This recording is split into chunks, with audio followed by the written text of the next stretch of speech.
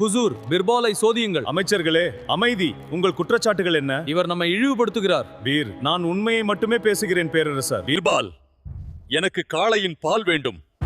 G ஹுசூர், சிறிது நேரம் தருங்கள். இது சாத்தியமில்லை.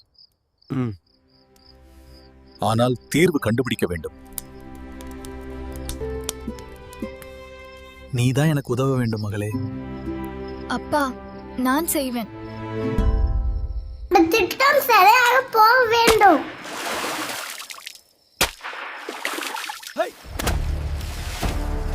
யார் நீ?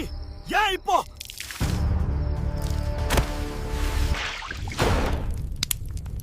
அரசே, இரவில் துணி துவைப்பது ஏன்?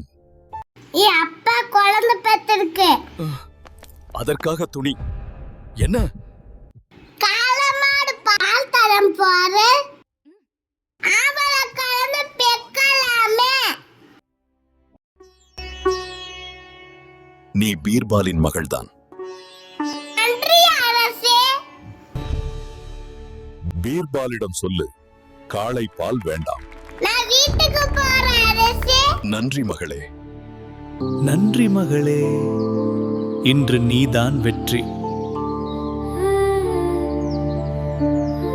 உந்தன் கைகள் பிடித்து போகும் வழி அது போதவில்லை, இன்னும் வேண்டுமடி. இந்த மண்ணில் இதுபோல் யாரும் இங்கே எங்கும் வாழவில்லை என்று தோன்றுதடி.